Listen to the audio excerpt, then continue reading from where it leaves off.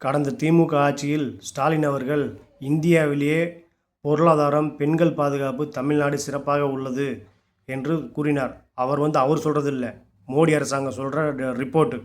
அதை விஜய் என்ன சொன்னார்? ஓட்டுக்காக, மக்களை ஏமாத்துறதுக்காக. அதெல்லாம் அப்படியெல்லாம் ஒன்றும் கிடையாது. இங்கே பெண்கள் பாதுகாப்பு கேலி கூத்தாக இருக்குது. பொருளாதாரத்தில் ஒன்றுமே இல்லை. கல்வியில் சிறந்த தமிழ்நாடு என்று பேசியப்போ அப்போ இல்லைன்னாங்க. ஆனால் இப்போ 10 நாள்லேயே எப்போதும் தமிழ்நாடு கல்வியில் சிறந்த மாநிலம் என்கிறார்கள். எப்படி இதெல்லாம் வாய் கூசாமல் போய் சொல்கிறாங்கன்னு தெரியல. முதலீடு குவிகின்றத முதலீடு கம்பெனி நிறைய வருதுன்னு சொன்னால் இல்லைனாரு. ஒரு சாதனையை ஏற்றுக்கொள்ளவில்லை. ஒரு புள்ளி விவரத்தை நம்பவில்லை. வரலாற்றை, அரசியல் கண்ணோட்டம் மட்டுமே பார்த்தார்கள். ஆனால் இன்று என்ன நடக்கிறது? தேசிய அளவிலான மேடைகளில் தமிழ்நாடு வளர்ச்சி அடைந்த மாநிலமாக பேசப்படுகிறது. இந்தியாவின் பொருளாதார வளர்ச்சிக்கு தமிழ்நாடு முக்கிய பங்களிப்பு என்று மாநிலம் பேசப்படுகிறது. இந்தியாவில் வேலைக்கு செல்லும் பெண்களில் 42% பேர் பெண்கள் தமிழ்நாட்டில் தான் வேலைக்கு போகிறாங்க. பெண்கள் முன்னேற்றம், தொழில் வளர்ச்சி, கல்வி, சுகாதாரம் இந்த துறை எடுத்தாலும் தமிழ்நாடு சிறந்த மாநிலம், முன்னோடியாக விளங்குகின்றன. எப்படி சிஎம் சார், நீங்கள் 1 மாதத்தில் எல்லாமே பண்ணிட்டீங்களா? இப்போது கேள்வி மிகவும் எளிமையானது. நேற்று வரை பொய் சொன்னீர்களே, இன்று அதே விஷயத்தை மேடைகளில் எப்படி உங்களால் பேச முடியும்? நேற்று வரை தவறாக இருந்தது, இன்று உண்மையாகிடுச்சா? ஒரே மாதத்தில் தமிழ்நாட்டின் வளர்ச்சியை பற்றி பேசினார்களா அல்லது அதை மறுத்தார்களா? அரசியல் விமர்சனம் அவசியம், எதிர்க்கட்சியும் அவசியம்.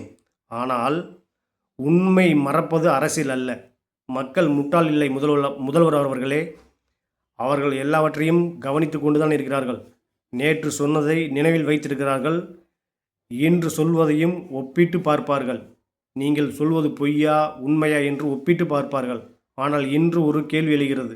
தமிழ்நாடு முன்னேறுகிறது, உண்மையை ஏற்றுக்கொள்ள போகிறீர்களா அல்லது நாளையும் இதே பொய்யை அரசியலுக்காக பேச போகிறீங்களா?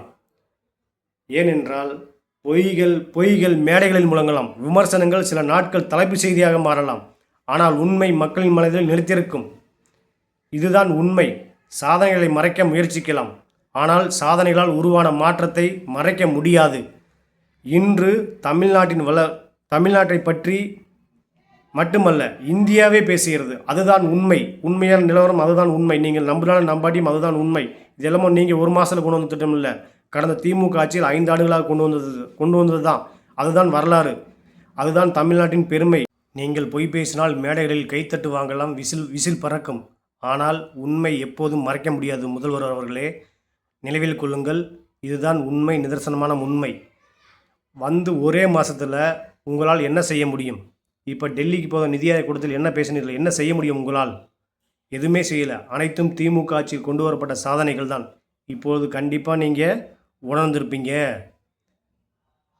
திமுக ஸ்டாலின் ஆட்சியை விட சிறந்த ஆட்சி நம்மளால் கொடுக்க முடியாது என்பதை வெகு சீக்கிரம் இன்னும் உணர்வீங்க. நன்றி.